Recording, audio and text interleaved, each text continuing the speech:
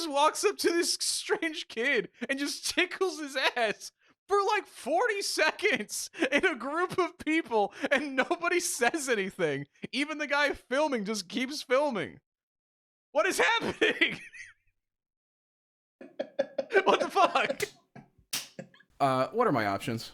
It could be any 3 crimes. What are my options? Find a tombstone. Oh. Should I just take off my clothes right now? There's no possible way I can win. We really need to teach your webcam to see you not as a mortician's assistant. Because I feel bad, like, how full of color the whole set in me is, and then you pop into frame like Danny DeVito on Frank's Little Beauties. It's my complexion. I don't look good. I think you can get your camera to help a little bit. I was in a real commercial, and they had to cover my ass head because my skin, it just reflects light. It's gross. You sound a little extra tired today. I was snooping on your Discord to kind of get a feel on when you went to bed. And at first I went, whoa, he woke up early today. He's typing in Discord at 10:30 a.m. And then it hit me, more than likely, you hadn't gone to bed yet. I actually did fall asleep pretty early, but it's just been kind of sporadically waking up and falling back asleep because not only was I drunk and hungover, but I had drunk, passed out people in my house that I had to tend to. Because, every once in a while they'd wake up and throw up. Yep. And, I usually have to clean it up a little bit, but it's all good. That feels fair, because last time I partied with you, you got by far the most fucked up of anyone that night, and I think the most fucked up you've ever been. We had 3 men carry you downstairs to bed. The first thing that always goes for me is my motor functions and my legs. And then your ability to follow a John Wick movie. Yeah, and then I basically, kind of just deflate like a balloon. We still quote, to this day, anytime John Wick gets brought up, dog, there's no table in this movie. Which is one of the funniest things anyone's ever observed while watching a movie. We got so messed up, and we watched the John Wick trilogy, and they're always talking about the high table and under the table and the table serves. We get to the 3rd film, and Kyle goes, guys, there's not even a table. I was taking it really literally. I'm like, where's this damn table? It was a really good time. That and Dead Dog John. We just assumed every time somebody was knocking on John Wick's door, they were just going, Dead Dog John? Dead Dog John? So what was the occasion? Was the housewarming? Was it work related?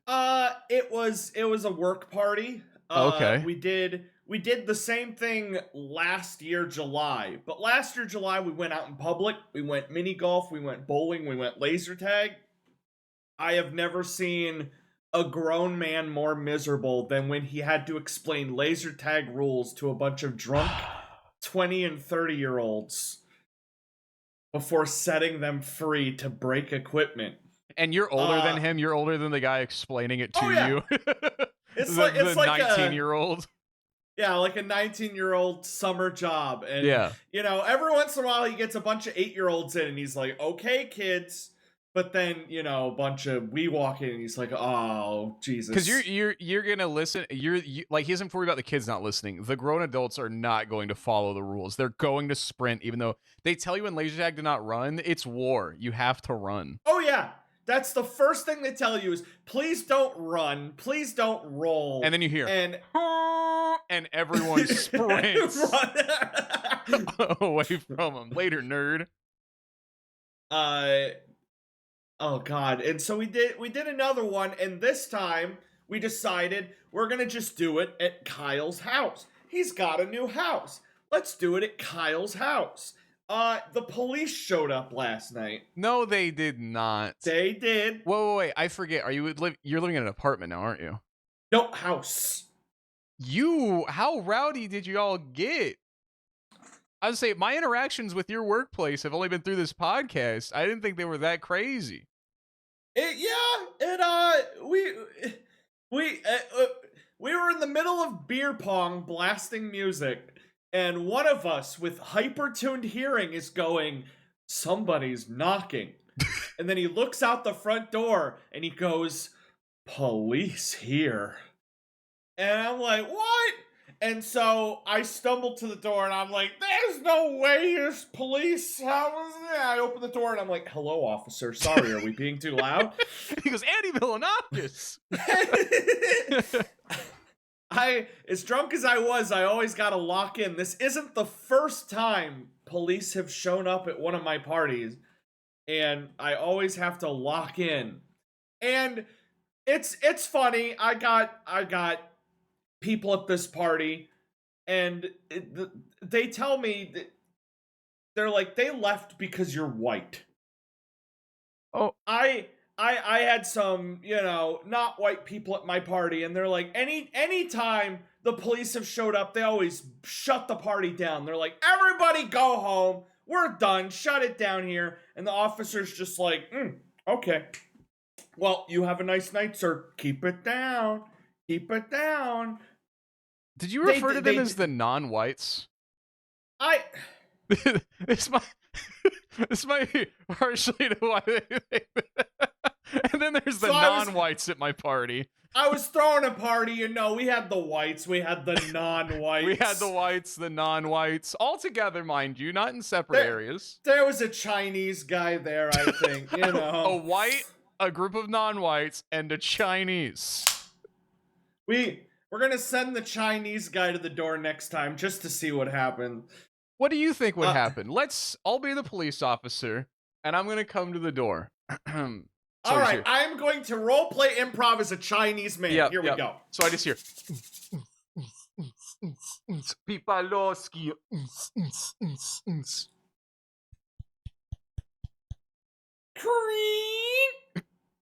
Hello, sir. Oh, hello, sir. I didn't realize you're kind of a short guy. I didn't know you lived in a giant wooded mansion. What with the creaky door and all.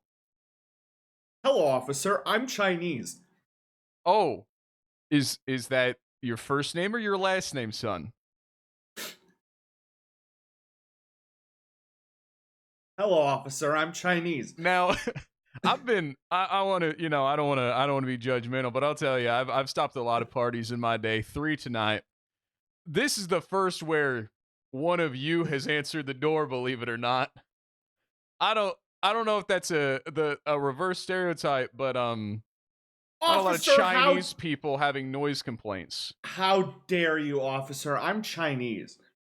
I am aware that you are Chinese. Is everyone here Chinese, or are you the only one?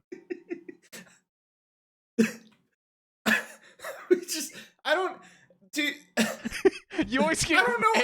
Every time we get 3 steps Chinese into improv, parties. You get so scared. We've never made it more than 20 seconds into an improv before you go like, "Are we still doing this? Are we still doing this? I forget. Am I the cop or am I the Chinese man? Is the cop Chinese? God, if we sent the Chinese guy to answer the door and the cop was also Chinese, we just have to like hoof it. We'd just be bow. like people running out the back.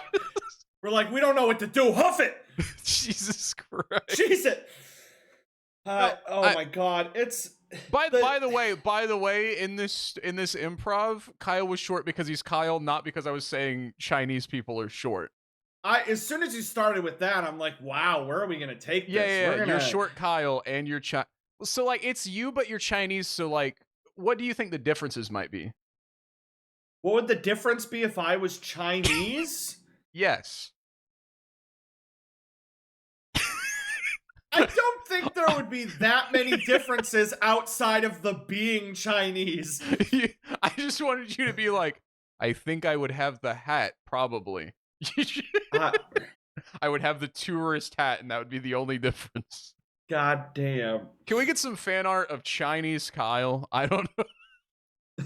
But be respectful. Be respectful. Whoa, don't do the eyes, man. Relax. Careful. No, I wasn't going to do the eyes. I was going to cover my face. I got a splitting hangover. I'm not doing the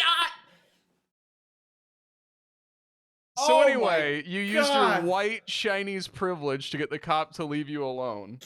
I did. I don't know who the hell is calling the people who call the cops on parties. First thing, absolute losers. Kyle, what day was yesterday when you had your party? Yesterday was a Monday It was night. a Monday night. That's insane. To be so loud that somebody can hear you and has the vibes to make a call. Why is this not a weekend event? Now, On a Monday night, I would firebomb your house if I heard fucking MLP Skrillex remixes.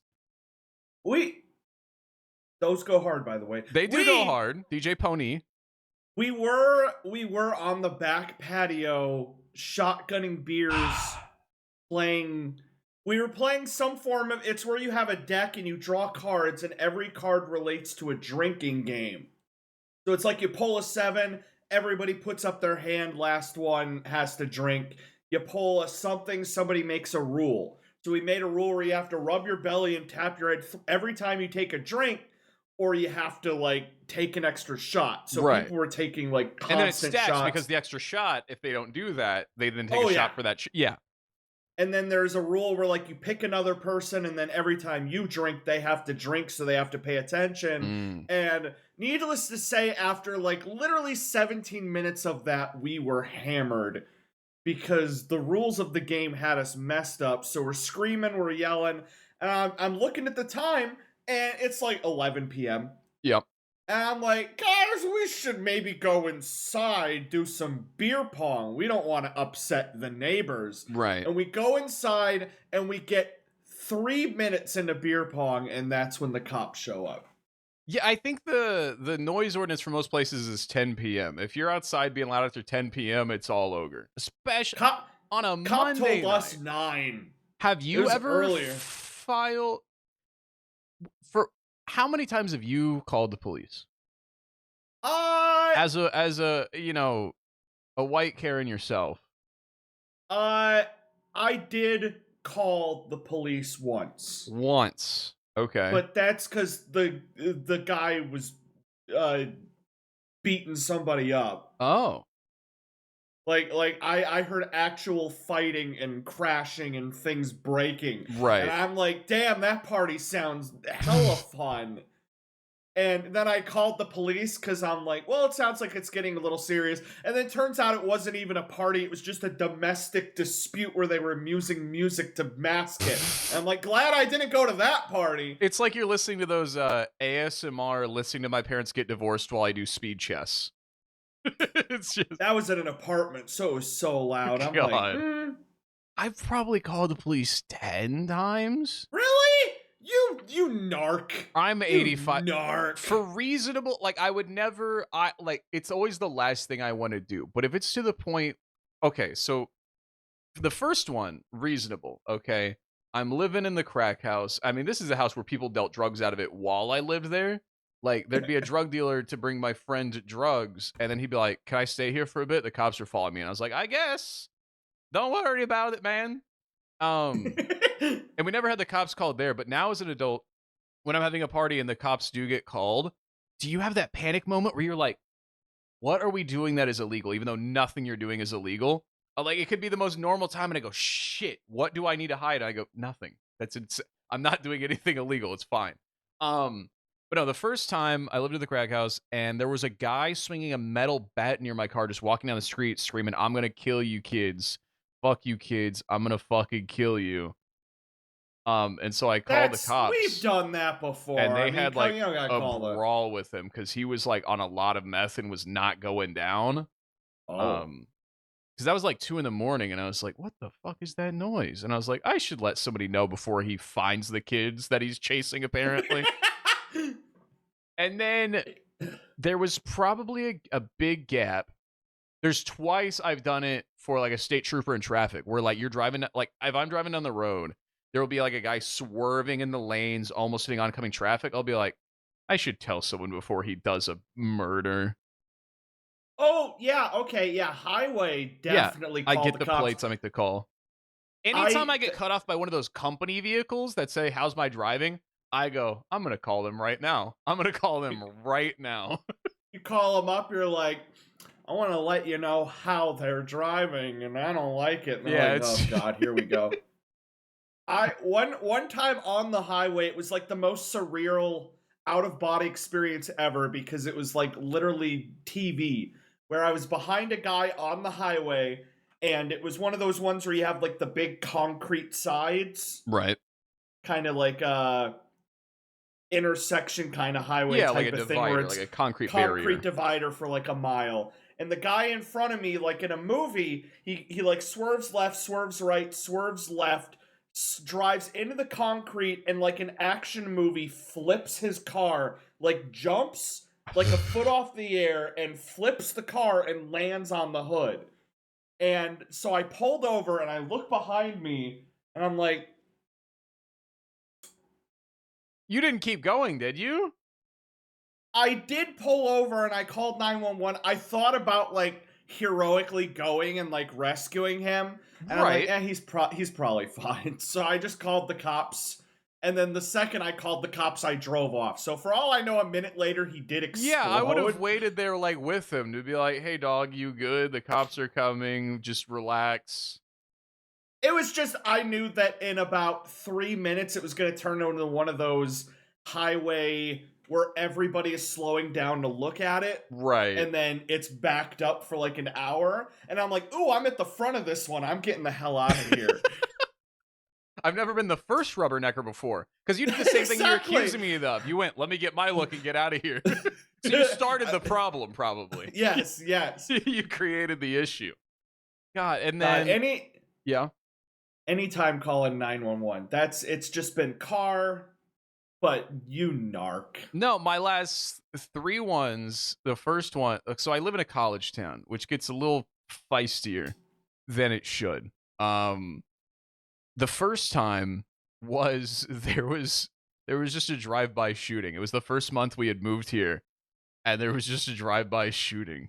And so I called the cops. So yeah, I'm a narc for that, I guess. Nobody got hurt. There's somebody listening. They're like, "What a narc!" Yeah, I'll put the video up because my security camera got the like flashes and the noise. Yeah, because at first I was like, "Could that be fireworks?" And everyone I said to was like, "That's obviously gunshots." And then you hear like a car like squeal away. And then there's this other common prank they do in this town where they will fill a trash bag with gas and then put it in a dumpster and then light it on fire, and it makes the loudest boom you've ever heard in your life. That's super common. Once a week it happened here. And it would like shake my windows.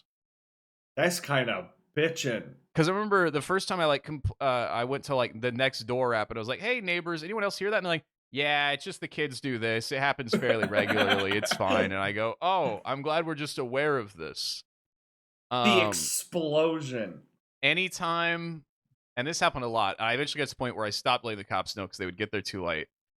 People would dumpster dive at the apartments, but like didn't live there, and they would just leave garbage everywhere, and then we would get in trouble for it. And so I would just walk up to them and be like, "Hey, do you live here?" And they'd be like, "I lost." And I'd be like, "Leave." And then if they wouldn't, then I would I'd be like, "Okay, I'm gonna go call the cops. Then you're just putting trash all over where I live right now." Were they like treasure hunting or like just? I don't know. One of them had their child flip me off because she goes, "There's a dollhouse in there for my daughter." And I went, "Okay, go get one somewhere else then." And then her kid flipped me off. And I was like, well, this is why society's terrible. There was a big trend for a while where people I think so many of them were faked. Where they're like, "Look at what I found in the trash behind my local such and such." And it was like they would show the coolest shit ever. It'd be like a full-blown unopened PS5. Right. And then, everybody's like, "Wow, I gotta start jumping into dumpsters." I go thrifting all the time, but on those like game collecting subreddits, they'll be like, "Just got this lot at my local Goodwill for $50, and it's every Pokemon cartridge ever." And I go, no, you didn't. That's not just sitting there at the Goodwill. You're like, I can't even find a goddamn Grinch movie. I could not find a copy of The Grinch, brother. You ain't finding every Pokemon game ever made. Absolutely not. The best I found was March of the Penguins and Captain Phillips. That is my greatest thrift store find. both hyper and then another one was we had a burn ban, which are super common where we live because it Oh gets yeah. so windy and so dry and fires happen. We were under a burn ban, and the frat next to my apartment complex, I look out, had this massive bonfire, and I was like, all right, it's probably fine. There's a burn ban, but it eventually got to the point where the tree that is next to my apartment but hangs over their fence, the fire was reaching it finally, and I was like, okay, there's a burn ban, it's windy as fuck, it's so dry. And then the cops came and they got really mad at them. They were like, are you fucking stupid or something? You're gonna burn the whole block down. It's everything is so dry and windy. And then the last one, somebody broke into my neighbor's house.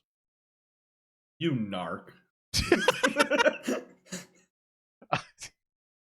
And that one was because wife was like, I won't be able to sleep because we knew where the entrances were and we knew they were still in there. And we were like, what if they come into our apartment? I was like, yeah, that's a good point. I'll go ahead and call them.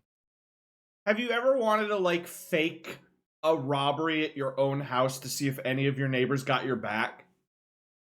Like put on a ski mask, come up in like a friend's car, and just like start running in and like taking things out of the house into the car and see like how long before like, you know, Karen next door comes over and she's like, "Excuse me." Living where we like, it's me. Living where we live, the Karen would shoot me before saying or calling anybody. I live in southern Kansas. Everyone here is Eakin.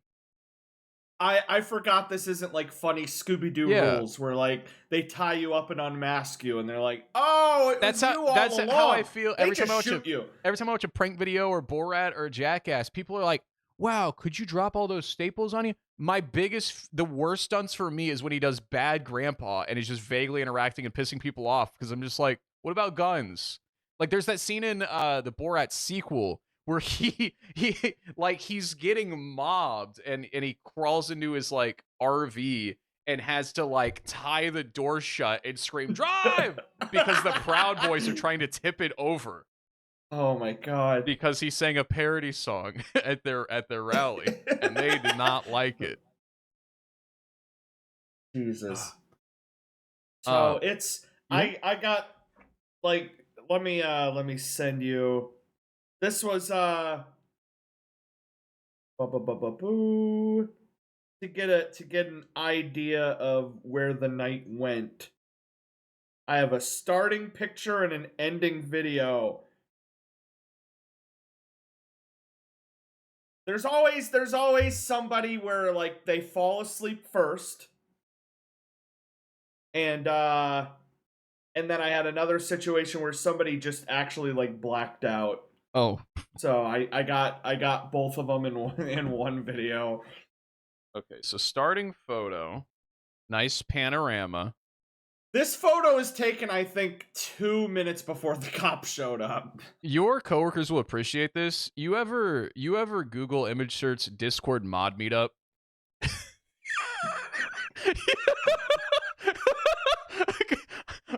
Are you saying we don't look like Discord mods, or we do? It does look like a Discord mod meetup. If you can get permission, I would love to put this image up and see if the community agreed that. I've never seen a more like. There's also this TikToks where it's like every Discord has one of these, and like some guy walks up doing this, and it's like the rage baiter. And they all look like the rage baiter in that video. Oh my god. Oh, so yeah, we had the one guy, we had Cody, where he's like, I'm gonna lie down on your couch for 5 minutes. Who props up? This is so 2000. This is a millennial party, and it makes me happy because I haven't seen the shitty 2004 speaker on a tripod just in the middle of a room, and I'm assuming you also had the disco ball plug-in outlet somewhere. We were rocking out.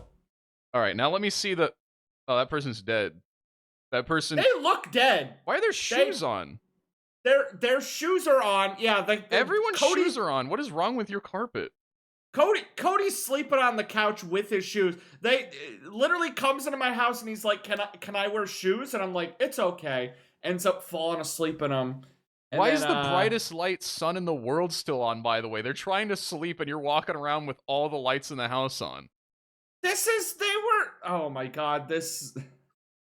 I've been watching this on loop. And I it's just It's not like I want to make it clear, he did not sit down on the floor and fall asleep. He was in the chair. right, and then just And he eventually literally, melted down. he fell out of the chair and continued sleeping.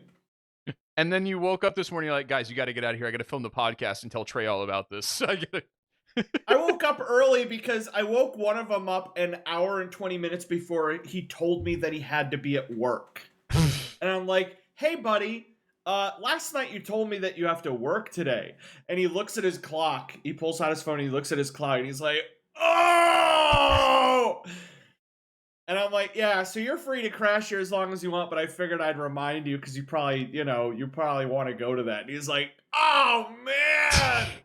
And then he gets up and starts getting ready to leave and go to work. And I'm like, glad I don't have to work tonight. I have a podcast in like 8 hours. Because so many of your coworkers watch the podcast, did you have to prep and be like, by the way, if you do anything stupid, it will be told on the podcast. Any shenanigans, if you break something, I will immediately tell the internet about it in 8 hours. I'm like, don't worry, guys. I'm not going to talk about, who was doing meth. Yeah. But I will say we got super crunked. Dude, if anyone did meth at my parties, I would immediately come on the pod and be like, Kyle was doing meth off a stripper's nipple last night. Don't even know how you do meth off a nipple. Say we got a goofy guy coming up, and we're still bouncing around either your place. Now that we've tested your place, we can't all just have 20 people at your place. Oh my god, cop's gonna show up again. As long as we're not screaming in the backyard, we'll probably be fine. I'm shocked we didn't have the police called us at Brian's house when we're all on his lawn at 1 a.m. and you're throwing a broom in the air and we're all hooting and hollering and cheering for you. I figure it's like a time thing. It's like if it's 1 minute of hooting and hollering, everybody looks out and they're like, "What are they doing?" Because there's always nobody immediately calls 911. Like there's steps to it. You go like, honey, I'm not gonna call them. They'll probably stop in a few minutes, and then it's an hour later, and you're like, please, I don't want to do this. I'm begging you to stop. And then it's 2 hours, and you go, you've left me no choice. And then they're always rude or mad about it. It's like, come on, man, acknowledge what you're doing.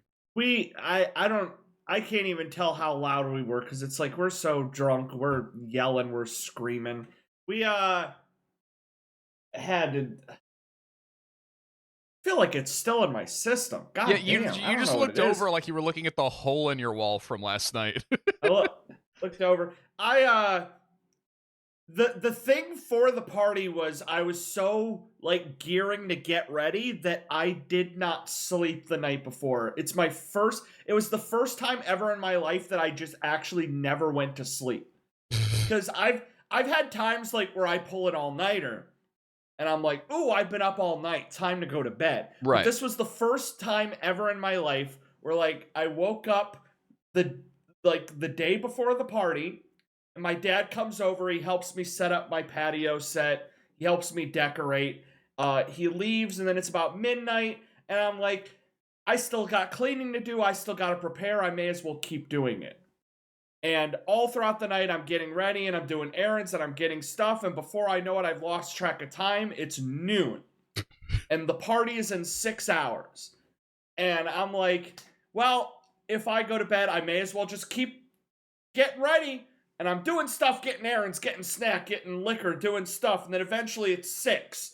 And then we go out to eat. We come back to my place. We party. Before I know it, it's like 3 in the morning. I'm still awake. And I don't know if I'm like out of it because I'm tired. Right. Or if I'm out of it because I'm drunk. Being drunk on 32 hours of no sleep sounds like the worst hell. It's just this adrenaline of like getting ready and hosting a party that's keeping me going. And then the second everybody's passed out, you're gonna be 20 years old for 1,000 years. I'm already old enough. I've tried. If I go 24 hours no sleep, I'll shit myself. I'll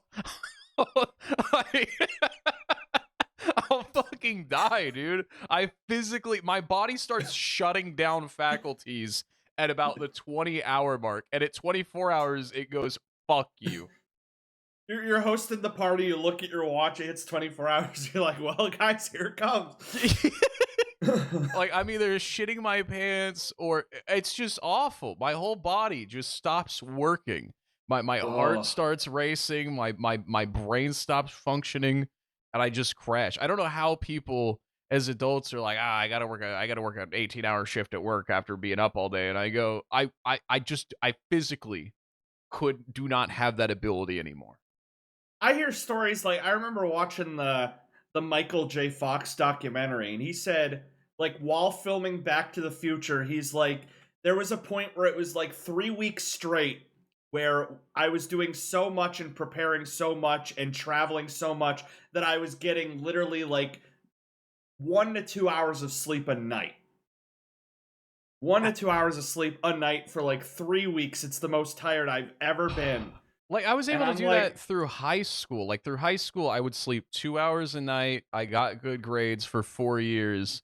And then as an adult, like, I start streaming in 2017, and chat's like, "Do a 24-hour stream," and it hits that 20-hour mark, and I go, "Guys, this fucking sucks. I don't know how I did this as a kid." oh my god, yeah, it's staying up. It's like you need a reason to stay up because Yeah. it'll put you to bed. I just yeah, I couldn't. I just couldn't. So but I mean, still a successful party. Nobody got too hurt. Everyone have a good time.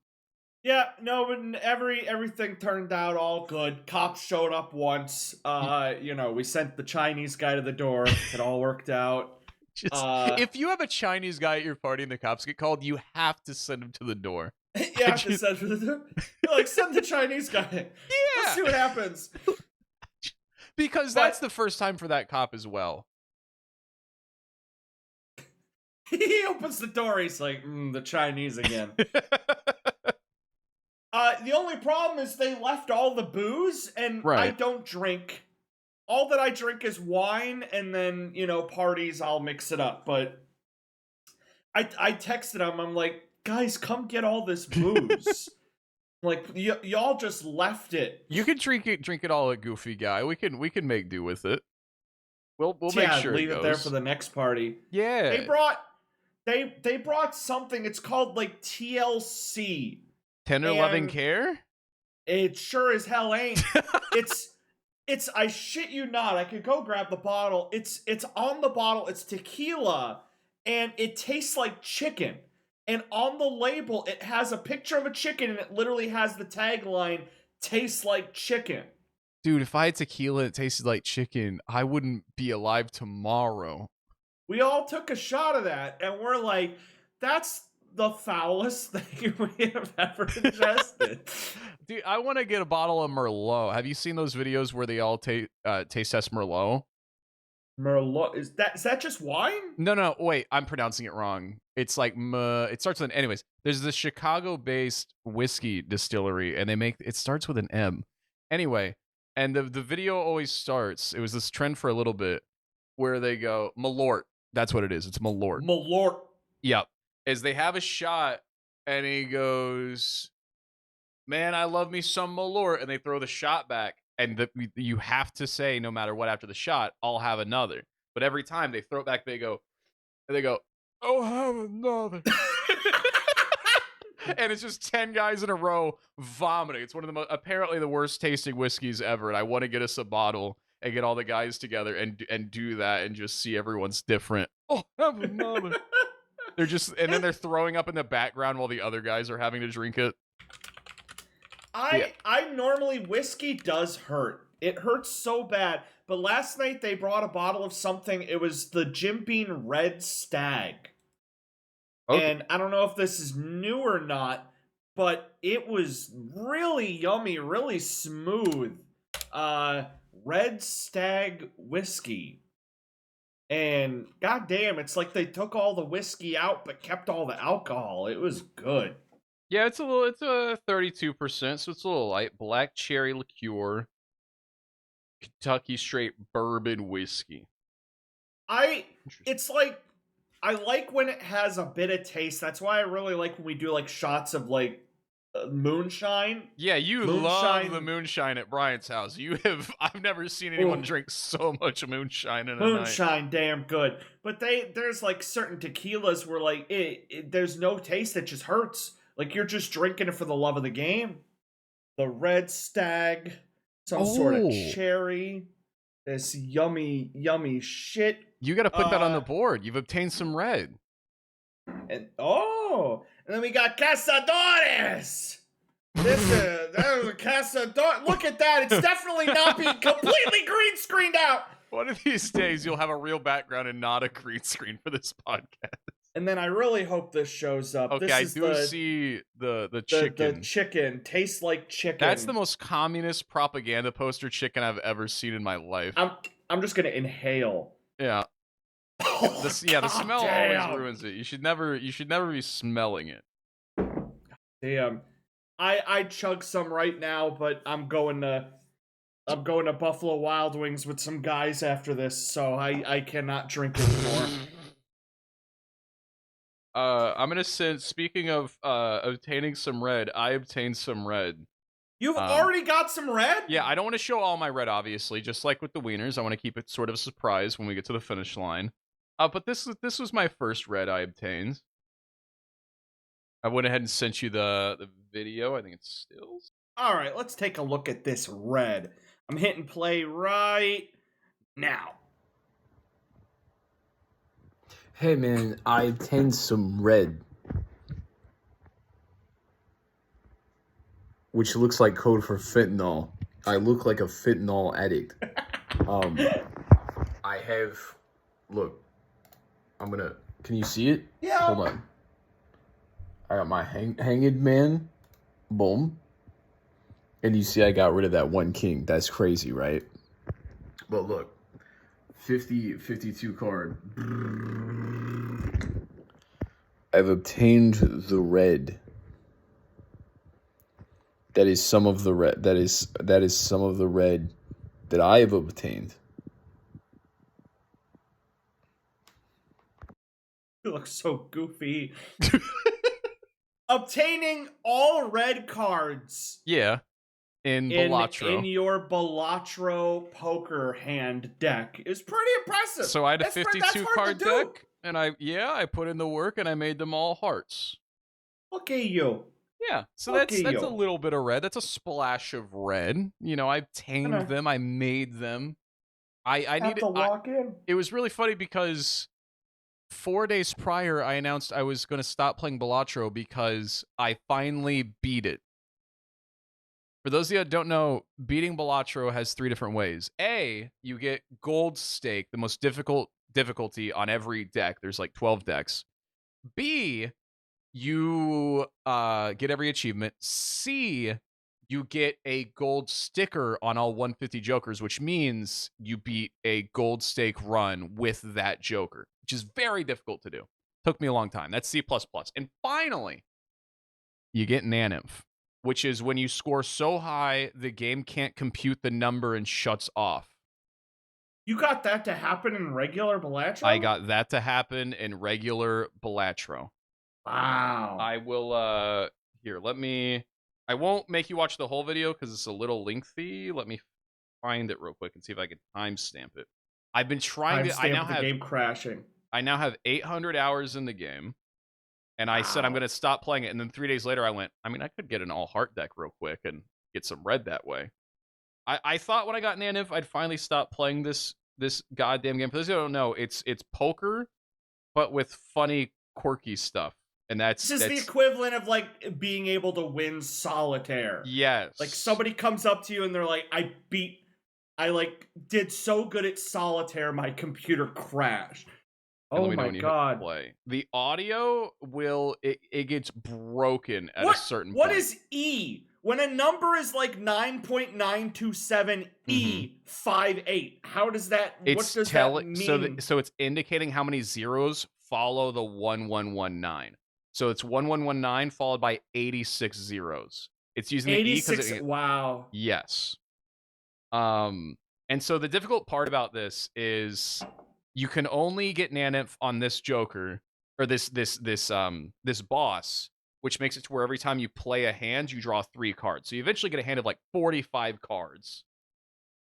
And idea if you beat of the game too quick, you can't get Nanimp. So I'm teasing it. The idea of playing any poker hand and to get more than 9.600 E 87 zeros, and the idea of like doing like exponentially infinity more than that is crazy. So go ahead and hit play on that if you haven't already at 11:30.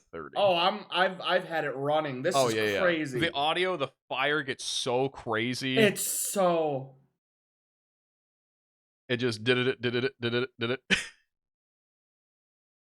Yep, round score and Naninf. That's awesome. Yeah, it breaks the graphic, and then you can't continue the game until you just start a new run because it just refuses to do anything. It's like we ain't doing that shit again. Yeah. And luckily, the guy that made the game has confirmed he will never take it out because they're putting out an update soon with some new jokers and some new stakes, hopefully. But Thunk was like, I'm not gonna get rid of Nanif. That seems like the logical way to truly beat the game if that's what you're into. The fact that you're sitting in this video and like half of a 13-minute video is just waiting for it to tally up your score. Yeah, it's having me playing to do that for every round. It's a 20-minute video of me playing 3 hands of poker. At what point are you so confident now in your poker skills that you go to a casino and sit down at a table? Not even a little bit, because I'm trying to play Even Steven, I'm trying to play Odd Todd, I'm trying to play Hearthstone, I'm trying to put up Bloodboard, I'm trying to put up Copycat, Blueprint. They've never heard of Baron in the Mime Co-Synergy.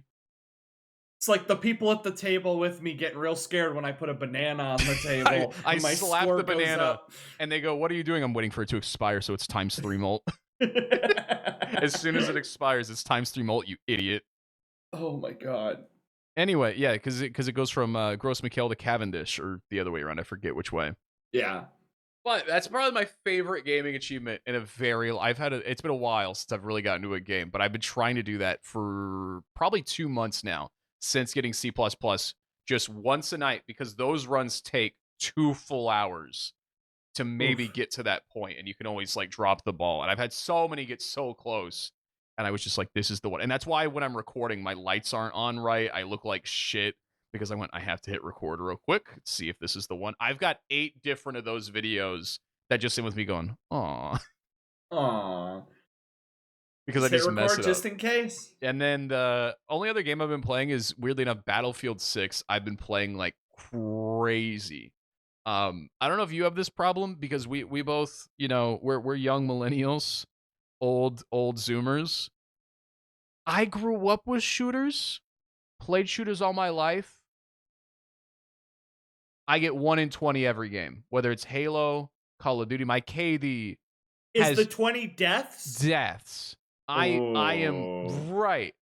What sucks is I love them. I want to play. That's why I love Halo campaign, because I can play on easy mode. But I've just never had any skill at any shooter. But Battlefield 6 has a class called Medic, where I just run around with defibrillators, diving on people, putting down smoke, setting up the situation, putting down supply bags, and it's so fulfilling finally having a role. So I'll drop into a squad, we've got our 2 shooters, we've got our tank engineer, and I am just throwing smokes everywhere for cover, defibbing everywhere. This is what every player hopes for, is a teammate so bad that they just become the team medic. My best game right now, in 1 game of Battlefield, I revived 80 people. Wow. Yes. And because we were on a rooftop and they were trying to hold it, and we had 3 snipers, and they're constantly getting sniped. And so I'm just like ducking down behind cover, and a helicopter will bombing run, kill all 3, and I'll run downstairs because I see the helicopter coming, and I'll come back up. Clear. And then they're back, and we held the rooftop for an entire 40-minute game of Battlefield because I was just sitting there, just passing out snacks and defibbing everyone constantly. Every team hopes they have at least one person who like loves being medic. Because if you ever play a game and nobody wants to be medic, nobody likes playing support usually. Somebody has to do it, and they're doing it half-assed. They don't know how. They don't want to be doing it. Yeah. I am good at it, and it lets me be involved because I think those games are so cinematic to play. I love the helicopters crashing but yeah, somebody will go down. I'll pop a smoke. I'll put down cover. I'll revive them. I'll put out a call out because I'm playing hot mic even with randoms. I'm like, all right, you're gonna want to roll east over here undercover, past the smoke. Make sure you don't get shot as soon as I get you. We're gonna get out of this. I was playing with this guy the other night. He was playing tank and he was putting out like real life call outs. He was like, Tango Foxtrot, we're gonna roll east. I got a bogey on my 6, and I was like, all right, I'm on the shooter. I'm gonna shoot back off the tank real quick. But I love my KD is like 5 and 5. I get 5 kills, I get 5 deaths. But my teammates, they're getting insane KDs because they don't die. They're getting like 30 and 1.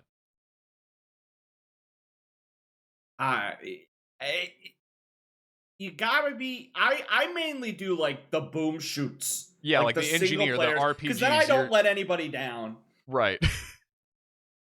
There's the idea. Like I'll play assault. I have a machine gun, a shotgun, and a fucking noob tube, right?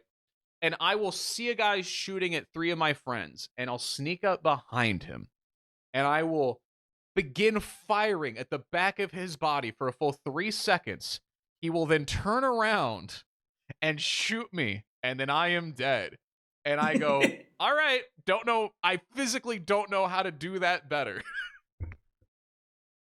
So I play support. Can you hear VC from the other team in that? No, I wish I could. The only thing I get is they teabag the shit out of me. When they kill me, they make it really personal. They never teabag anyone else in my squad, but when they kill me, they really rub it in. They rub the dirt in my eye. Something about like at some point, like they had to make a conscious effort to be like, this is not a good idea. But back in the day, yeah, a lot of those multiplayer lobbies, like it was just a free for all.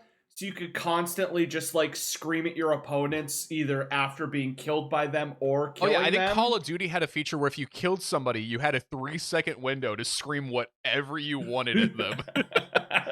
No, and I love that. I wish more things had proximity mics or regular mics but what sucks is, yeah, most squads you get on nowadays, most people, if they're talking, they're making content.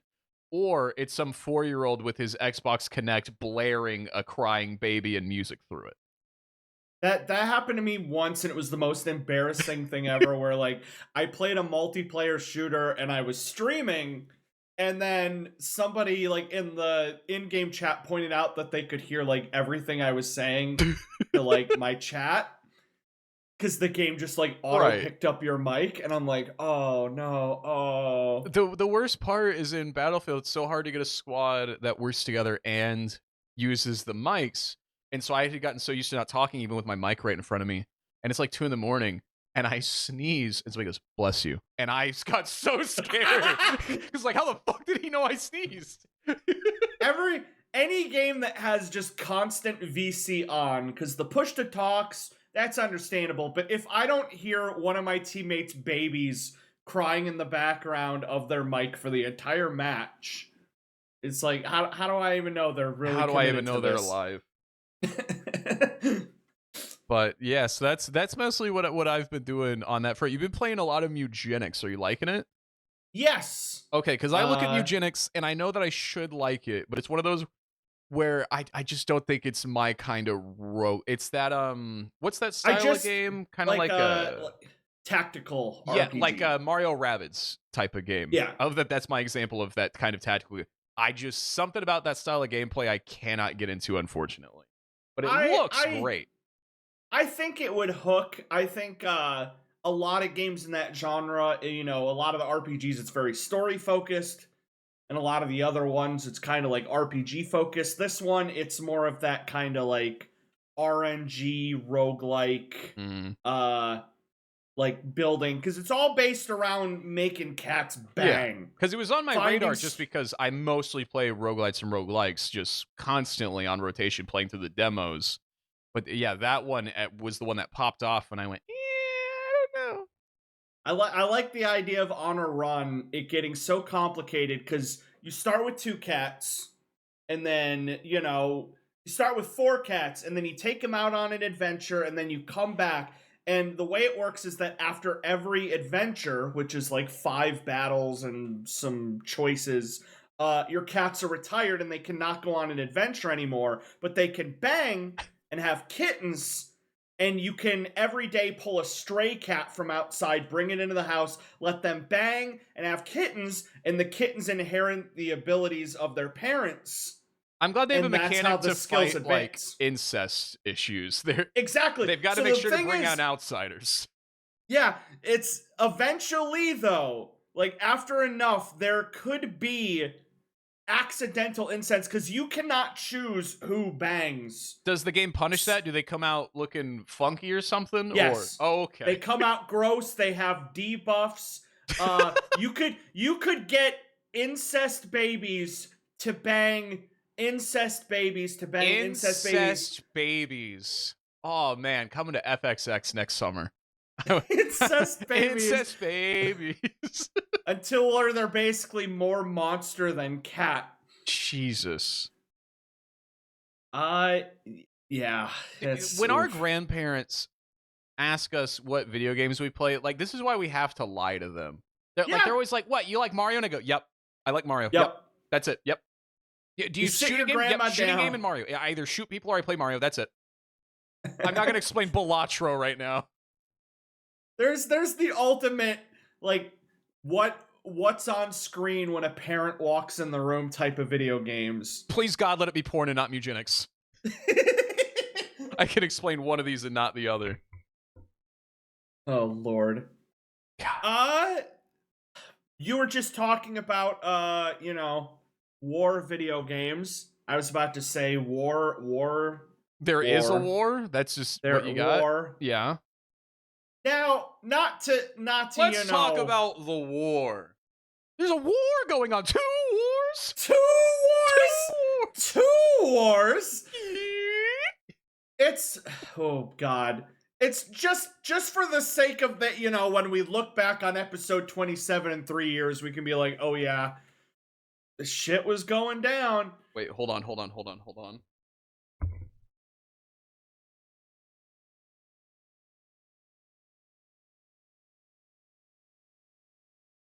You want to repeat that statement? Just so when we look back on episode 28 years from now, we can be like, oh, that was going down. Exactly. Totally forgot to update that.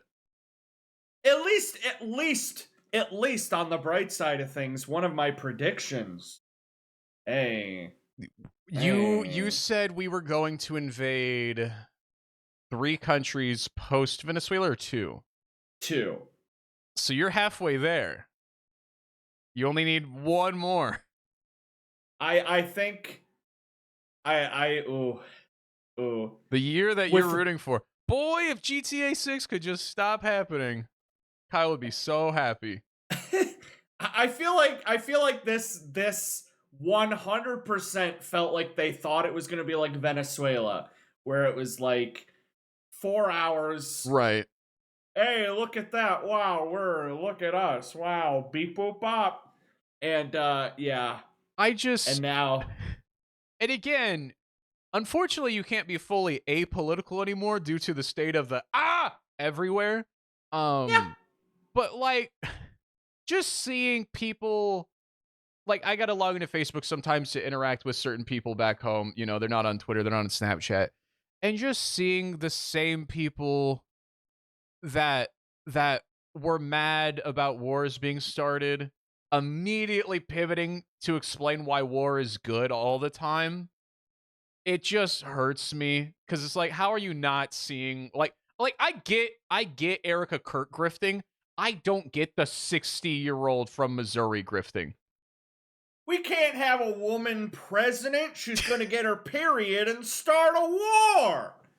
We can't have wars. Wars are terrible. Actually, I love war. Started because they feel like it, not because of period blood. This ass yucky, brother.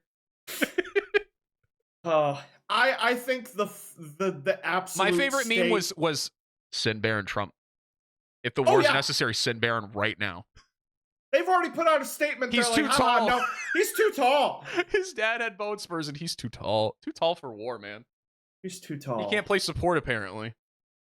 We can't send him. He's a politician, sir. Could you imagine being on the front lines and you go, medic! And Baron Trump 6'9" ass is fucking lumbering over with the saddlebags. I immediately the ultimate moment of like, oh, they're panicking was when, you know, military bases are getting struck and, you know, it gets like a quick headline. They don't care. But then you hear that like the big ass like Middle East oil refinery bases started getting bombed. Yeah. Obviously. You know, basically, you know, what produces like 10% of all oil, and you basically hear, oh, after this one got struck, gas prices in Britain spiked like 10% because that's where they get it from. And I'm like, oh, they know where they're striking. They're just gonna hit that oil. Goddamn. We're going, yeah, you know, America been doing this for so long. You bomb a place, you put in a guy. It used to be George Bush would go on a press tour and weave a narrative, but now it's just, he died like a dog.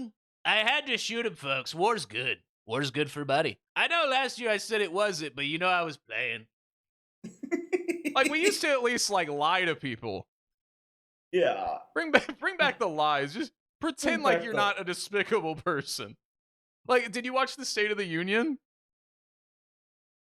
It was miserable. It was 4 hours of Republicans, and again, just standing. Like, he would be like, the weather was nice today, and then they would all give a standing ovation for 5 minutes, and then sit down, and they'd look at the other guys and be like, you must hate weather. And it's like, is that... He was doing stand, if you don't stand, you're gay, basically, was what he was doing to the Democrats. He was genuinely doing that the whole night.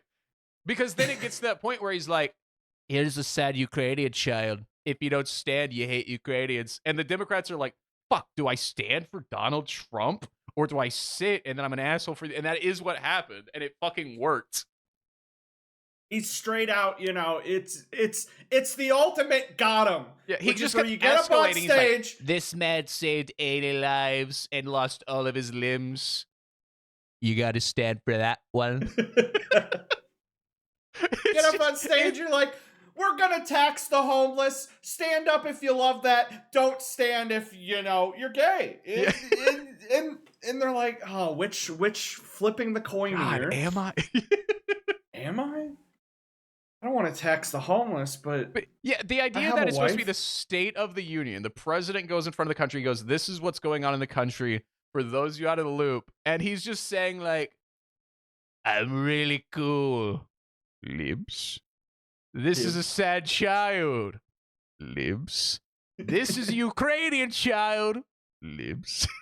And he did that for 4 hours, and half the country went, whoa! And I want to blow my brains out. And here's the worst. And here's the worst part. They do but Biden. Find one real human breathing today that liked Biden. Please. Believe me. Believe me. I would be doing the same thing if he was up there talking about ice cream and his hair's getting tan in the summers again. I don't understand. Oh, yeah, Did you see the clip of Michael Jordan just at a NASCAR event fondling a child in broad daylight? Did you see that video? That is the most unbelievable segue I've ever heard in my entire life. While we're talking about the terrible things in the world, did you see that video? Yeah. He just walks up to this strange kid and just tickles his ass for like 40 seconds in a group of people, and nobody says anything. Even the guy filming just keeps filming. What is happening? What the fuck? From now on, anytime we want to stop talking about a horrific war, children being bombed, just segue to, you know what else is bad? If you think that's bad, Michael Jordan over here. I Do you like Treasure? I think we're gonna say, do you like Obama? Do Do I like Treasure? Yeah, I like Treasure, man. fellow Americans? Do you like My fellow Americans, we found the treasure. We found treasure. This is cool, and I wish it was coming to America so we could eat it. Dude, how am I supposed to find joy in something when Michael Jordan fondled a child? I don't. Do you understand? Like, how selfish of you to try and make light of a situation when Michael Jordan at a NASCAR rally just tickled a butt. On a side note, I guess digging for treasure. Speaking of digging for treasure, I guess I got 2 McDonald's stories. Oh no, it's fake! God damn it! What are you? It's fake! God damn it! Not Michael Jordan grabbing that kid's ass. That was real. No, I was so excited. Damn it! The McDonald's announced they're doing a One Piece collaboration. One Piece? Yeah, and it got posted on Twitter that one of the promotions they were doing is the One Piece, and it's just a giant chicken nugget. Okay. I got the photo here, and I was so excited for it. It's just like a burger-sized chicken nugget. The One Piece. I was so excited for the One Piece. And now I'm getting on Twitter, and it's apparently fake. Somebody made it up. That sucks. Kyle, that's the most AI-generated image I've seen in my fucking life. I'm looking at it from 5 feet away, and I could just see... No, it's a chicken nugget. It's just... It's a big AI chicken nugget. You can't. You just take a regular chicken nugget and you put it in the scale tool and you just make it big. No, I can tell you by looking AI at generate that. it. No, I can tell you by looking at that. That's not a scaled up chicken nugget. Because the cells would look different. I'm looking at it. No, yeah, that's not a shape of nugget because you have the boot, you have the circle, you have the oval, you have that's none of the shapes. That's a full breaded fish. God damn. Full breaded fish. I wanted it so bad. You think McDonald's would call it the McD trademark Luffy? That's the character's name is Monkey D. Luffy, you fake fan who hasn't even seen a single episode. I'm not a fake fan. I've just never watched One Piece. The big thing about it, and another thing they did part of the promotion that's actually super. So there is a One Piece promotion, just not the big nugget. Okay. Yes, and I don't know if this is. I'll buy you a McChicken with no bun. It's not the same! It's the same fucking meat. It's not the same! I want a chicken nugget, but it's really big! That's a big chicken! No, that's different! The McChicken is like a kind of meat, but a chicken nugget, it's where they're just throwing whole chickens in the grinder. I don't want a chicken breast that's been grilled. I want a giant slab of the grinded gunk. It's different. Man asked for big chicken slop instead of mini small chicken slop. News at 11. Exactly. I want a big chicken fried slop patty. And another One Piece thing. I don't know if this is a promotion with the Netflix or the McDonald's, but the whole point of the show is that it's pirates looking for the One Piece, and the One Piece is some sort of treasure. And apparently, the whole show, the whole comic, it revolves around finding the One Piece, the treasure. What could it be? And nobody knows what it is. And the second it gets revealed, it's going to be the biggest spoiler ever. It's probably the chicken nugget.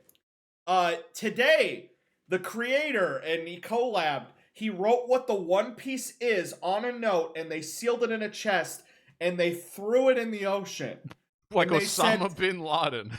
Yes. And they said, technically, anybody willing to go out, like a real pirate, could go find what the One Piece is before it's revealed in the story. We saw what the Szechuan did to the Rick and Morty kids. People are going to drown over this. Somebody's going to die looking for the real One Piece. Well, 100%. So when are we going? If back when Game of Thrones was big, if they're like, we're going to put spoilers in a treasure chest and throw it in the ocean, go find it. People would go look for it. We should go look for it. Somebody out there is really pissed that you just equated Game of Thrones to One Piece. I know Game of Thrones sucks. Are you caught up on One Piece? No, there's 1,200 episodes. Yeah, then who are you mad at calling me a fake fan? Theoretically, we're both equally as close to the end as each other. Yeah, pretty much. Yeah, like percentage-wise, I'm not far behind you. It was a big plot point for like 400 episodes that there was no One Piece. And then you get the greatest line of all time where somebody confirms that the One Piece is real. And now it is real and we got to find it. And what's the worst thing that could happen with taking a little submarine and going to the bottom of the ocean looking for something? I want to say something controversial. As somebody that's never watched a second of One Piece. Take note, this is like the biggest manga comic it's of all time.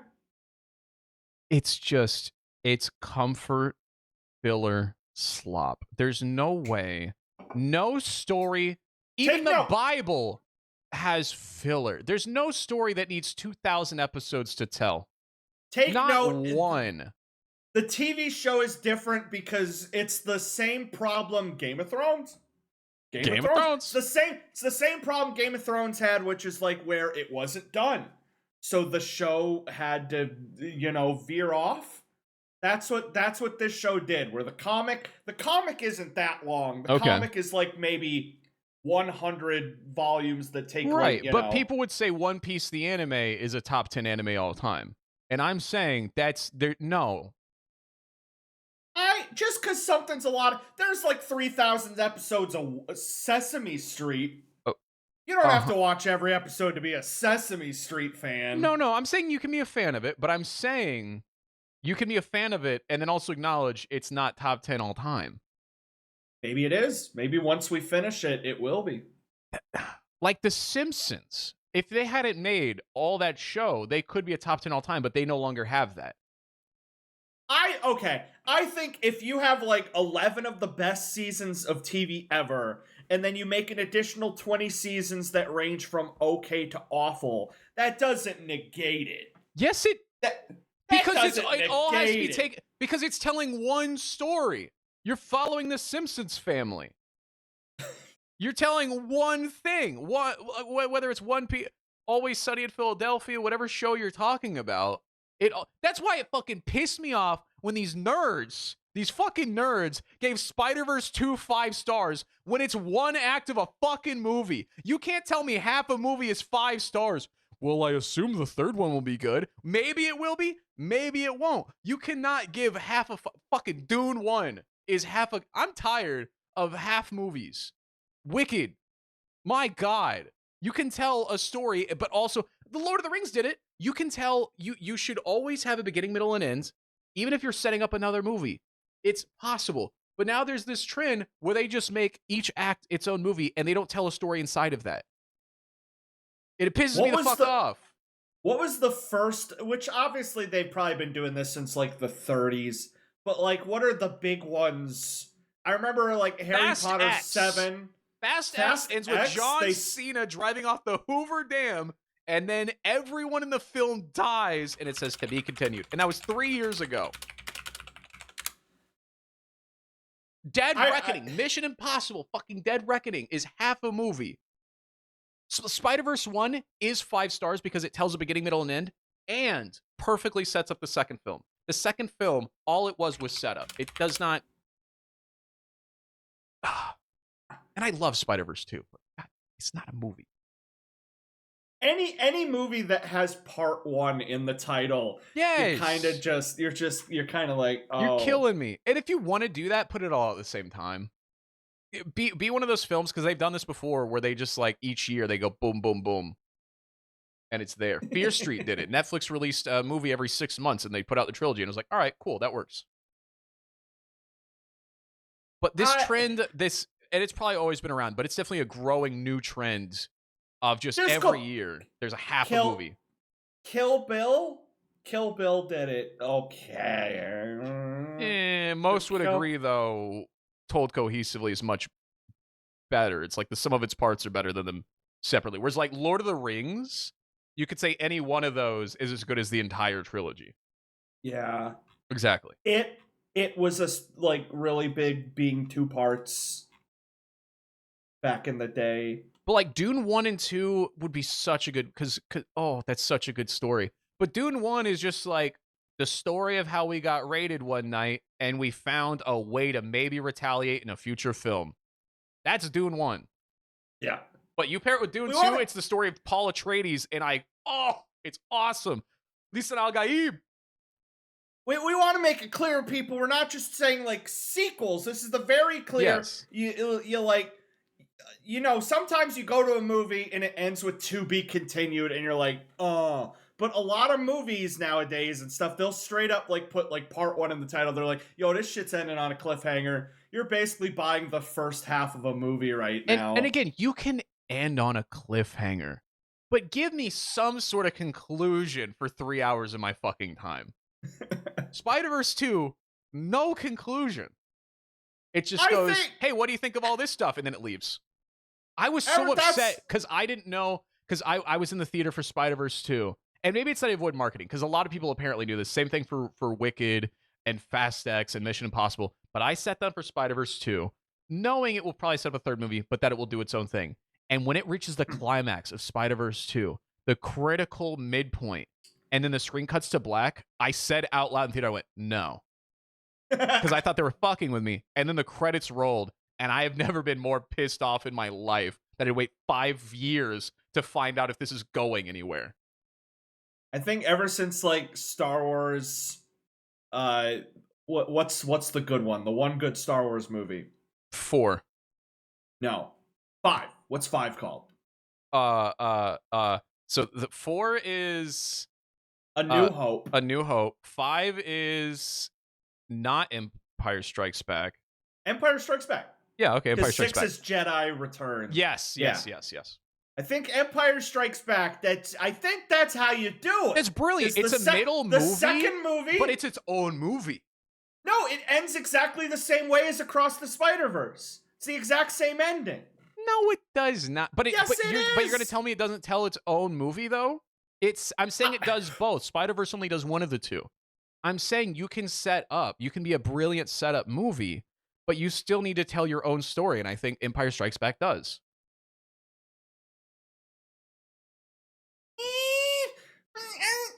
Yeah.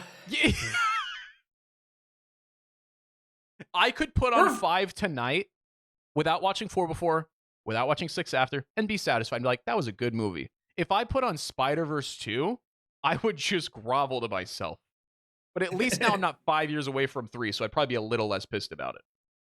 Originally, and they're so stupid for this. Originally, they said that the third one was supposed to like be one of those. It comes out like 7 to 8 months after. Yeah.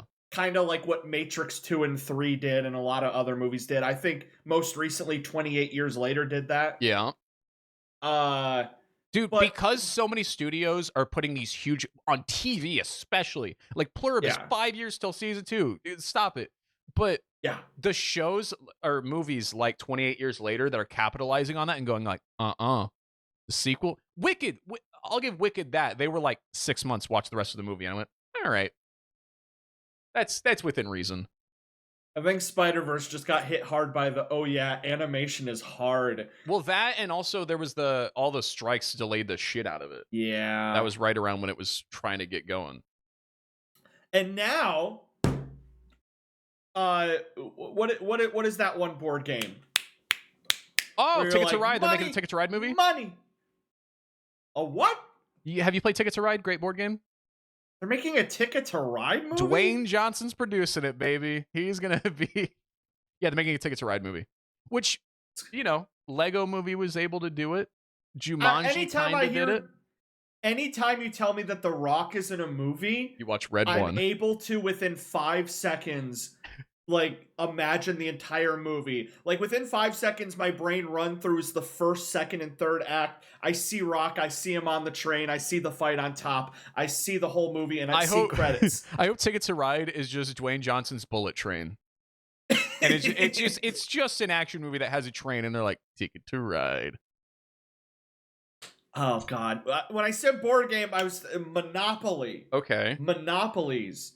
with of course Paramount announcing that they're about to acquire Warner Brothers, which means Disney owns Fox, Paramount owns Warner Brothers. I don't know what else there is. We're nearly at one company. Every single year, I learn another thing in school wasn't true because the student raised their hand. What if the companies say, we're gonna keep doing the monopoly? Well, the government will stop them. Oh, checks and balances, very cool. And just every year, I go, no, because there's all these social constructs that we all just agreed, would happen. But finally, we have somebody going like, what if I just said no? And everyone's going, we didn't really plan for anybody to say no. We never learned that the companies could give the government money. We never knew that the companies would have like a diamond asteroid amount of wealth to give the president. They'd be like, hey, that checks and balances, let's just no. Yeah. Like, it's crazy. Like, I remember being in school and they would teach us about lobbying. And they were like, and this is a part of politics. I go, but like, the fact that we all just agree that lobbying is an aspect and it's accepted and there's no push anywhere to make it not happen is crazy. Like, when you would find out, like, why do I have to pay $200? Why are my taxes so complicated? Because the fucking TurboTax and H&R Block give billions to the politicians to keep it complicated, so you have to go to them. It's like anytime some new kid gets 18 or a job and does taxes, they ask me this, and I go, "You're gonna be really pissed off when you find out why." They know exactly how much you owe. Oh god, I'm not like, man, I hate taxes. Yeah, but I hate doing taxes. Yes, because it is designed to be complicated, so that way you have to pay somebody. I remember genuinely, like, my first little bit doing taxes, it was pretty simple. You used to be able to do it completely for free online, super duper simple. Straight up, you can't do it for free anymore. They just got rid of that. They're like, no. And they've just made it more and more and more and more complicated, and just eventually you're just like, man, I'm just gonna go have these guys do it. Yeah. And of course, those guys, like you said, they made it that way. They go, keep it this way, and here's some money. Thank you.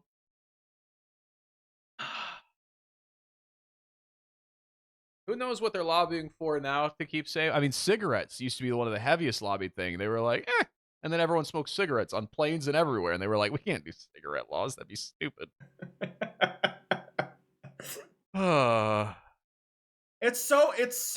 It's absolutely insane because I work at a place that allows smoking. Mm-hmm. And it's like everybody's smoking, and it's like the juxtaposition, because when I think about it, I really just don't see it anywhere else. Because obviously if you're outdoors, people are doing it, but like there's no buildings that just holds smoke in like that. Yeah, I can't go to, Walmart. They're not letting people smoke in a Walmart. They're not letting people smoke in restaurants outside of the little maybe like bar area they got in the back. Hospitals, you used to be able to smoke in hospitals. We should bring that back. Hospitals are stressful. You should be able to smoke in a hospital. Because people are like, I wouldn't have been that stupid. But you'll watch a movie from olden times, and they'll just be walking around in a suit. Hey, doll, they'll slap the stewardess on her ass. They'll put their cigarette out on her shoulder. And you're like, how do you, like, this oxygen-rich environment we're all just lighting fires inside of? It doesn't make any sense. Now, I'm going to sound like a boomer, but I think I am. Cigarettes are bad. Yes. You shouldn't smoke. I've Correct. never smoked a cigarette in my life. I never will. Anybody who smokes is a dork. I know, speaking of which, I know all my coworkers, whenever they listen to this, they're listening to this out on the smoking balcony where people smoke. So you guys are cool. I'm not talking about you guys. You guys are cool. You guys are fine. Anybody who smokes, to clarify, if we're going to pick sides here, I think cigarettes are awesome. I think you're way cool if you still smoke cigarettes. I think it's so punk. That's genuinely what I was about to say, is that smoking looks cool. It does. You watch an old movie, a noir movie, and the detective's smoking a cigarette, he looks like a badass. I'm waiting for like 50 years from now, when we look back on movies, We watch Law and think, Order and Ice-T's vaping while he's I solving was a gonna case. say, let characters start vaping in movies to like really set the time we live in, so that in the same way we look back on old movies and they're smoking on airplanes and stuff, I want to see detectives Yeah. and action stars just constantly hitting their vapes. I can't wait till we age things where like like an uncharged vape is a major plot point that kicks off an action. It was like, honey, I don't have the charger for my vape. I got to go back and get it. And then Die Hard happens because he went back to get it. This is, I just saw a tweet about this, and it's something I didn't really think about until somebody pointed it out. Was obviously you watch lots of old movies, and if they need to call somebody, they got to either hit a payphone or a landline. And so much plot is revolved around like a character needing to get to a phone or not having access to Every a phone. scary movie ever. Because it sucks. That's one of my biggest problems with scary movies now, is if they're set modern, the amount of stupid hijinks they have to create. They're like, oh, the phones did a backflip into the water and we didn't get the water, because iPhones are waterproof now, so that's not even something they can do. They never have phone cases in these movies, and that pulls me out. It's like, oh no, my Whenever phone they drop broke. a phone, it broke. Yeah, I just watched Primate, and everyone just keeps dropping their phones so they can't call the authorities. And I go, why does nobody have? And it's because Apple pays them to keep the phones on display without phone cases. I love how anytime they're not breaking a phone, every single movie ever needs a scene where a character looks at their phone and they have a close-up of the phone and they say out loud, I have no service. Because otherwise one asshole in the audience would be like, why didn't they just call? They should have just called. They have cell phones. So now every single movie needs the, I got no signal. And I'm like, there's the moment. That's why you gotta put that in. That's why the most timeless movies are like the fantastical ones that aren't ground. But there's so many, even like, because you don't think about the older ones, because I guess we grew up with it and we're like, yeah, people smoked everywhere. But there's some movies from like 2010 to 2020 that are already so dated, just like like they'll just be like, yeah, honey, I'll stop at the Red Box. And it's like a major reference where they like nod at the camera and I'm like, nobody in 10 years is going to know what the fuck that means. One of my absolute favorite jokes is I won't spoil it, but it was in the Nirvana the band, the show, the movie recently, and the whole plot of that movie is that they time travel back to 2008, and they got posters for The Dark Knight and GTA 4 everywhere, but one of the characters doesn't believe they've actually time traveled, and they go into a theater and it's playing The Hangover, and basically it's a certain joke from that movie that makes the entire doctor. Exactly. And it's that joke, and he's looking around at the entire audience laughing, and he's like, oh my god, it is 2008. They know what a pager is.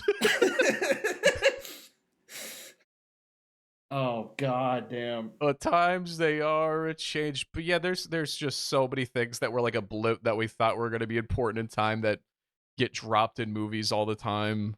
Yeah. I was watching a movie recently where they were like Donald Trump would ever be president, and I went, oh, that's fun, that's funny. And then I went, wait, no, this is 2008. They didn't know he was even going to run for president, let alone win. They're just making that statement. They're like, obviously. That's my all-time favorite thing movies do, is when they're set in present day and a character is the president. And it's always just a completely random person, because they're like, this is a world where there's just a different president. We're just, it's our own original OC president. We made a president I think the OC. only time they didn't do that was George Bush and Obama. Anytime it was those times, they would always get either a stand-in or real footage. Like but when Biden and Trump both got in office, movies were like, nah, nobody's going to buy this when they watch this movie that these guys were in charge. I think, and I'm going to lobby for this, I think that every time somebody becomes president, they are legally mandated to record like 3 hours of lines and footage just to be used in movies.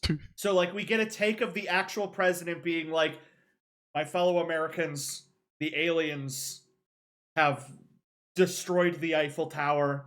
You have him in front of a and have green blown screen up and he's just Stonehenge. gesturing wildly. Yeah, he's just gesturing, and then we do another take where he's like Godzilla is stomping through town, and then you do another take where he's like the Paging zombie invasion. Just yeah, you get your comedy movie takes, your horror movie. You just get a bunch of footage, and then for like 4 to 8 years, all directors are allowed to snip. What are we? Some kind of Suicide Squad? And then it's like you see 3 different zombie movies, and they all use that same footage that they filmed specifically for that. That would be so good. That way we don't have to make up a president for the movie. You've got the footage. I noticed it's another thing that's happening, because I was about to say a stupid director's going to AI generate that shit. Oh, yeah. But even you go on the White House page and they'll have like a 4-minute like Trump giving a speech, and it's AI generated. They don't even get him in the room to say it. They just AI generate. They're like, he's sleeping. Well, did you see this is the White House made a TikTok, which already kill me for saying that sentence. The White House made a TikTok where the men's hockey team, it was like, and it was, they dubbed over it with AI of the hockey player's voice saying, "Fuck Canada, go America, I hate those guys." And he had to issue an apology. He was like, "I wouldn't say that. I'm actually," and he was one of the guys that the White House got to go out there to like parrot at the State of the Union. And he was like, "Thought that was kind of lame of them to do. Didn't know they were assholes." Why did they do that? Yeah. And then they had both teams on SNL, and the men came out, and it was like, woo. And then the women came out, and you saw the men get uncomfortable because the crowd was like standing ovation for the women, and the guys were just like, okay. They just still believe cooties. They got scared. Yeah, they still believe cooties. God, what else do I got here? It's been I left a baby on the roof type incident as an adult, which is I got groceries, and we had half a gallon of milk in the fridge, and it was expired by about a week. And how long so you'll open the fridge, you want cereal, the milk is expired. What do you do? I usually go, and then I close the fridge. Okay. Same. A terrible habit, because it's not going to get better. You should just immediately get rid of it. Anyway, so I go to the store. I go, oh, yeah, I got to get milk to replace that milk that's just sitting in my fridge that's bad. And I get all the groceries. I get in the house. I grab the milk out of the fridge, and I set it on the counter while I put away all the groceries. As I'm putting away the groceries, I don't know what happened. I see the milk on the counter, and I see there's no milk in the fridge, and there's no milk around, and I go, oh, okay. And I take it, and I put it in the fridge, assuming that I'm putting in the milk I just bought back in the fridge. 7 more days goes by. I leave the house. Wife goes, I'm going to make cookies while you're gone. And she calls me, and she goes, we're out of milk. And I went, no, I just replaced it. It can't be expired. It lasts for 3 weeks. And so I get home, and I pull out the milk, and it says expired February 14th. And I go, okay, what the fuck happened? So I get out the receipt. I did buy milk. We search everywhere. We search in the fridge. I go, did I throw away? Because I assumed I had them both out, and I threw away the wrong one. The classic switch up. Uh-huh. Well, then I had to go get something out of the trunk of my car. Oh, God. And the milk had rolled out of the bag. And it luckily, it somehow didn't bust. It was malformed and had the shit. And it's been 80 degrees for the last week. If that would have busted, you would have had to sell that whole I would have had to car. sell that car. I was so worried when I was looking in the cars, like, please don't be busted back. Because the smell that it would have created, the stains it would have created. Oh, but I was so embarrassed. Because then I got back in, and I had to throw away a whole gallon of milk because there was still the old half gallon in the fridge. Which is why you should just throw away the milk once you know it's bad. You should. You should, so you don't have these mix-ups like me. I don't know what psychologically of like, I'll just do it later, of something that pouring it down the sink would take about 20 seconds. Yeah. but it feels like such a hassle in the It feels like moment. a lifetime. There's so many of those things, yeah, where you just I'll do it later. Even though the trash can is to your left, the sink is to your right, the fridge in front of you. Let me see here. Let's see. What do you got? I've got a pretty good algo on Instagram right now. You do. You're kind of crushing the numbers on Instagram. I think it's like I made the Instagram last week, and of course I have those first few uploads, and it's just like, maybe 100 views tops, maybe like 10 likes tops, and I'm like, okay, that's fine. But the thing is that over the course of a week, I've just been moving all of my TikToks, which means I've just been like, boom, boom, boom, boom, boom, boom, boom, boom, boom. And Instagram goes, this guy's a great creator. We need to push him. He's constantly posting. They were getting lots of likes, and I think the constant uploading and the likes has like boomed. And now the last few, like, since we started this, good lord, oh my god, I'm getting a bunch of follows, a bunch of stuff. Let me pull up views real quick. I uploaded the Meat Mountain like right before we went live. That's now at 35,000 views. I uploaded a Popeye clip this morning. That's at 62,000 views. Yesterday, I uploaded Dr. Disrespect. That's 231,000 views. The day before that, I uploaded Mario Party. That's 203,000 views. I don't know what's going on. It's a good algo. The only problem is I only have 3 or 4 TikToks left before I'm out. Which means tonight I need to work and make new ones, because if I run out and go like a month or 2 without uploading, then the algo's gone. You also need to figure out the important strat of conversion before the well runs dry. Because how many follows have you gotten on your Twitch or here since posting these? I don't know. You've got 500,000 views, which is a cool number.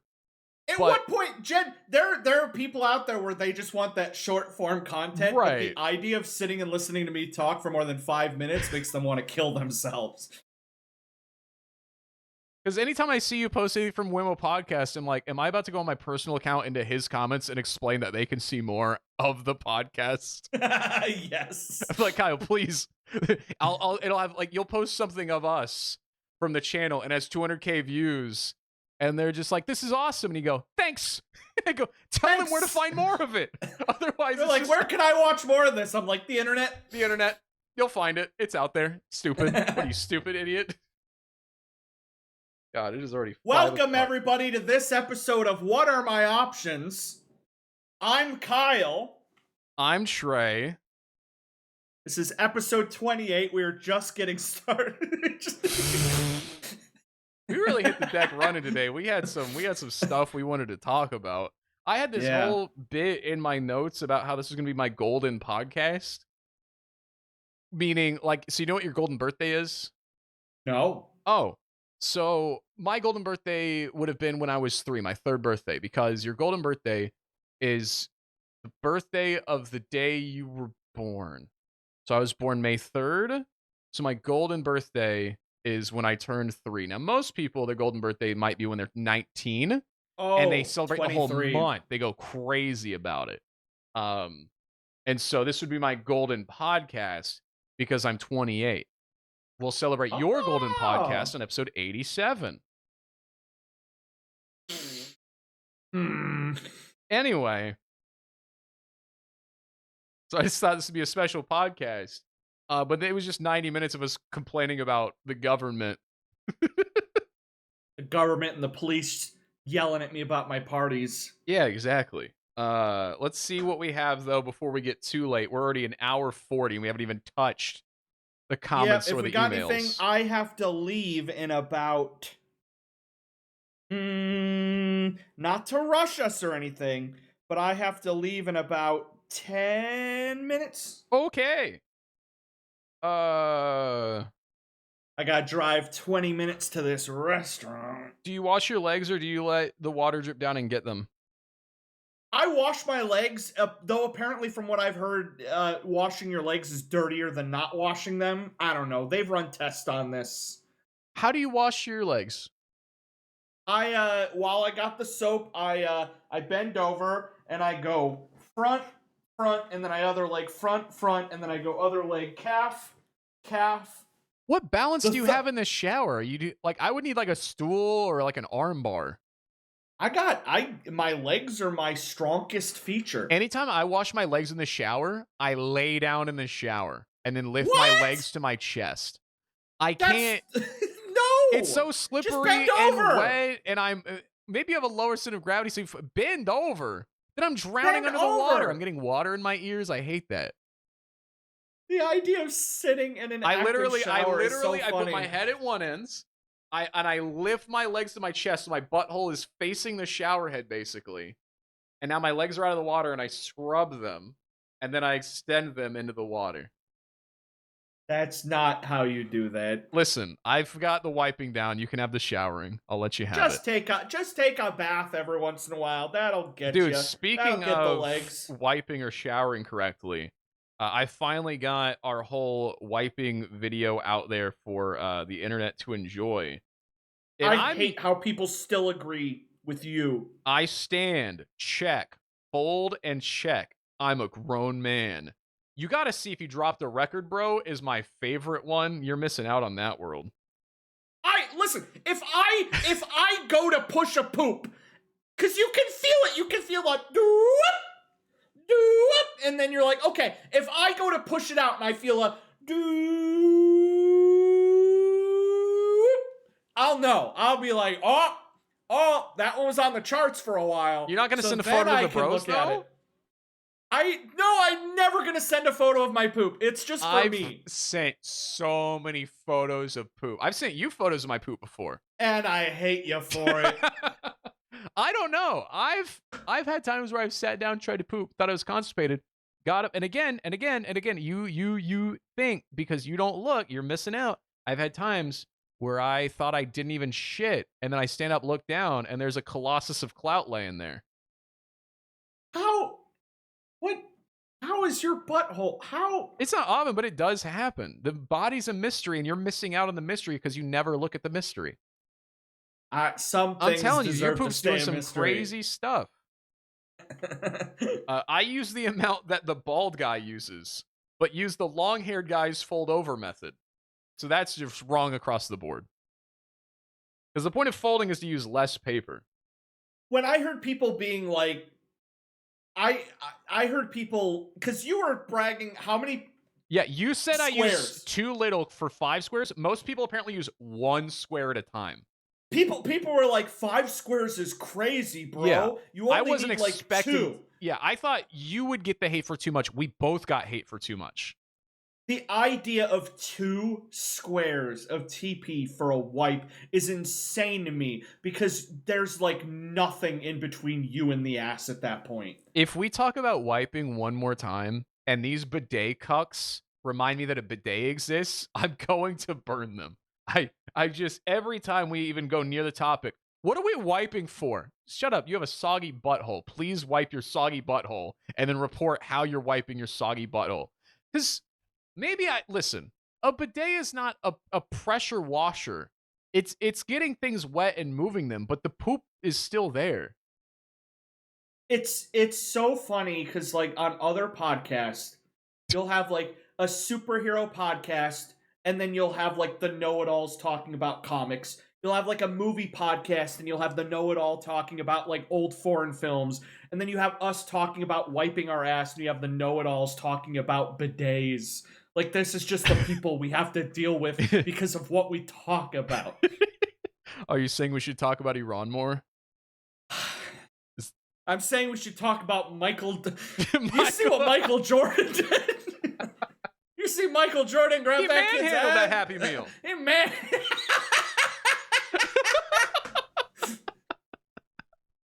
Boy. I'm gonna segue with that every time. The amount of sound bites this episode from "we had a Chinese" to "you see Michael Jordan manhandled that Happy Meal." God, I don't think we have any emails, but I'll double check. What has been your favorite piece of art or tattoo design that you saw in someone? Couldn't tell you. I've seen some sick ass tattoos. Like, I'm trying but to- I think all tattoos are cool. My favorite tattoo I've seen, and it's the only one that comes to mind, is Steve-O's giant self-portrait on his back. That's an awesome fucking tattoo. And the scene in Jackass where he does the pose and then flips around to show his back doing the exact same pose is awesome. Steve-O's the only person that could have a tattoo of himself and not feel like a It dick. rules, yeah. Okay, last question because Kyle's got to go. Hi, Whammo. If math is correct, this should be releasing on March 6th. Probably. Kyle, please make a note to do a birthday shout out to Kevin Friday, March 13th, since his birthday is the 15th. Whammo. My husband's birthday is March 15th, and I bought him a hotel for LA to be a little extra fancy for the weekend and go see the Beetlejuice musical. Didn't know there was one. Oh. What other things It's should I good. do to fulfill my wifely duties for his birthday? Steak and blowjob. P.S. We call each other Goofy Goobers because the funnier the better. First things first, make sure to link that so that I don't forget to do the birthday wish, because I will forget. Okay. Yeah. Also, second, was that wifely duties? Yeah. Yeah. Screw that! Get some manly duty. Make him do something. It's his Make birthday. him do something. It's his birthday, so what? Make him do work. You are such an Make ally. him put in the work. You are such If an ally. if it was my birthday and I got my smoking babe on my side and I'm like, it's my birthday, you know what? I'ma treat you because that's how you do. And then what happens on their birthday? They gotta do their wifely duties. 2 steaks, 2 blowjobs. Nah, That's a good subreddit. Have you Birthdays. ever went past that subreddit? steaks and blowjobs? Yeah, steak and blowjobs. Because it's also a holiday. Who are you? I love when I get you to ask that question after I've Who asked you. are you? No, because you say the scam for the ladies is Valentine's Day. So to correct that, there's been a push where the day after Valentine's Day is steak and blowjob day. And that's a scam you could get behind. It's a whole community. Oh my God, wait, they moved it to March 14th. Oh, that's soon. Oh, if his birthday's March 15th, I mean, Don't tell our viewers to eat steak and give blowjobs. she's not eating the steak. She's making the steak. Like a wifely God. duty. God, no. Yeah, okay. She used the word wifely duties. Oh my God. And I'm saying if you're picking wifely duties to do for someone, those are like the best ones. Name a better wifely duty than steak or blowjob. Name one. Oh, the dishes. We are indistinguishable from a frat bro goddamn podcast at this point. Jesus Christ, we've become the self-fulfilling prophecy. Listen, you're gonna get a trad wife one day, and you'll appreciate this advice. I need my piercings and my tattoos. You can have And my piercings, pushing me tattoos, and steak and downstairs. blowjobs. You can have your that's- buttery lobster. The lobster can be too buttery. I need a buttery lobster. Yeah, you can have buttery lobster and rim job day. That's crazy. What day would that be? That's almost as crazy as what Michael Jordan did. Did you say Michael Jackson? You said Michael Jackson? I got my Michaels When Michael mixed up for a Jackson second. rolled out of the grave and fondled that kid at the NASCAR event last week. A Michael Jackson impersonator, huh? All right, we got to get out of here before we get in trouble and before you run late. Oh my God. Run the outro. You take it away. I was Kyle. I was Trey. Whammo emails. Whammo. We have TikTok, YouTube, Discord, Spotify, and Apple. If you have Instagram, go follow TL Hollow 1. That's me. Oh, go follow me. Go follow us. Go follow Michael Jordan. What? Instagram. Should we make a Whammo Instagram? Yeah. Yeah. Yeah. Hey guys, I'm making a Whammo Instagram. Get that algorithm. Dude, do you remember Space Jam 2 Algae Rhythm? Algae Rhythm? Yeah, that's the bad guy in Space Jam 2 A New Legacy. Oh. Because then Porky Pig remember- battle raps him. Do you remember Space Jam 1 With Michael Jordan? That kid's ass. Yeah, that's all, folks. That's all, folks. Yeah. All right.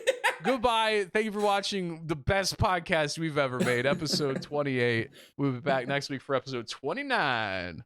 29. Goodbye. Bye-bye. Bye.